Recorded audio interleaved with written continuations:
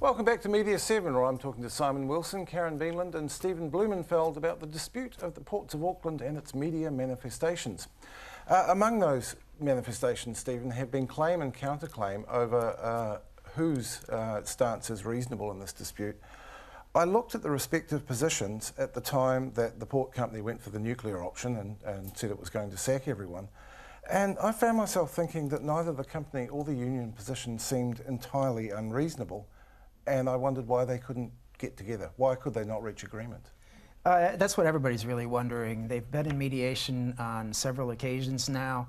The last time was about a week and a half ago, and the union characterized that session with the mediator as being very positive. So I think a lot of people are surprised that we actually haven't had a settlement at this point. Is this unusual for the employer to pull the plug like this in the middle of bargaining? This is the first time I know of that the employer has actually said, bargaining is over, we're now going to contract out, and there's no further discussion. I think that the company would have gone into the negotiations with a willingness to settle, but I think that there was probably a lot of pressure from outside sources on the management to make really good progress with the union, and the union wasn't prepared to wear, what they needed to give. Now, Simon, I actually do want to get to the other part of your editorial, which is about the port expansion, which seems to me to be inseparable. It almost looks like there's this huge power struggle within the industrial dispute hanging off the edge of it, doesn't it? It is quite extraordinary.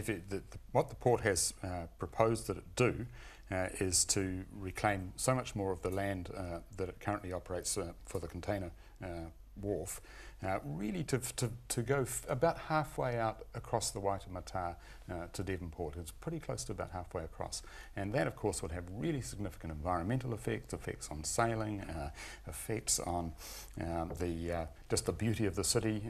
It's known that the number one thing that people admire and like about Auckland is the harbour. Well, the Waitemata harbour would be so fundamentally changed. And that's had, if anything, more PR activity than the industrial dispute. You've had Alex Sweeney, head of Heart of the City, That's right, who's had PDPR fronting that, what seems to be a very effective campaign against the port expansion. Waterfront Auckland have got Bill Ralston. Waterfront Auckland have also threatened to sue Matthew Hooton for what he wrote in NVR. It's extraordinary, isn't it? Do we? Again, this is a situation where I don't really know who's telling the truth. Sweeney Vesti, one of the other PR companies, sent me Richard Pearson's speech, working for the port, which presented it as pretty much a fait accompli. If the economy is going to grow, the port has to. Well, I think this goes back to what we were talking about right at the start of the program about the whole idea of what is a modern city, what is a modern port. If you look around the world, there are no cities that have confirmed, no forward-looking cities that have confirmed that their container port will remain within a kilometre of the CBD. Sydney moved 10 kilometres away, and is much more efficient and to the enormous enhancement of the city. If you look at London, London is building a major new container port 45 kilometres away at a place called Thurrock. And what's happening there is that the big supermarkets and other big retailers are putting their own warehouses right on the waterfront, so the ships will come in, they will be unloaded into the containers owned by the supermarkets, who will then, on a demand basis, truck the goods to. And I'm sure that Sweeney Vesti will be emailing you to tell you why you're wrong. Well, yeah, that's the kind of thing that makes a modern city. Inland ports, where you take things off the rail, off the ships, you don't pile them up in enormous piles on the waterfront. You immediately run them inland, and you have your secure customs holding area away from the waterfront. That's an efficient and modern way to look at this whole thing. And the underlying thing that the Ports of Auckland is doing is they're saying, in order for us to continue operating the way we are now, running ships the way we do now, we're going to need more land, and we're going to need a much more flexible workforce. Well, the underlying question is, they can't really continue thinking like that. They've got to look at what is a better way to use that land, what is a better way to run a modern container terminal. Yeah. Karen, the other thing we've seen this week is what looked like an own goal from Willie Jackson, who's a former union organiser, now a radio host, almost calling for violence. I think he was maybe taken slightly out of context, and then that didn't even run a day before we had the leak of private information about the port employee who'd been interviewed by Radio New Zealand, which seemed leaked to a blogger too. I thought that was quite extraordinary. What did you make of that? Well, it just shows how extreme and bitter this whole issue has become, and it's quite unprecedented, I think. And the release of that personal information is very disturbing. When you look at it, you have to think that's come from the company, from the port company. And if that's come directly from the company or if it's come via a PR agency, either way, it's reprehensible and very questionable ethics. If it has come through one of the PR companies, it's clearly unethical? I think so, in terms of the PRIN's ethics rules of conduct? Yes, I think so, yes. I don't think it's acceptable. And I think it was, it's very unfortunate. I've been watching that issue in the media, waiting for an expanded statement from the company, which so far has not come. And so their position is at the moment is that they're investigating it. And I think that, I'm surprised, I think that needed to be tackled head on, and they should have said, you know, if there has been a leak, if it has come from the company, we regret it and we will investigate and take action. I think that sort of stand back position on this issue is very unfortunate. Now, Stephen, this strikes me as not entirely new. Obviously, you know, we've only had blogs and websites for a little while, but informal media have played this kind of role in these disputes for a long time, haven't they? Yeah, actually what we define as media now is very different than how we define media, say, even 50 years ago or even 30 years ago, obviously with the internet and blogs now. But you can go back to the 1890 strike, which happened on the wharves as well, or at least a major part of it took place on the wharves, and it started on the wharves. It seemed that back then in 1890, everybody and their brother had a printing press in their home. And so what individuals on both sides of the issue did, but in particular those on the labor side, they would print out as many pamphlets as they possibly could and then go off and distribute them on the streets. That's essentially what bloggers are doing today in disseminating information.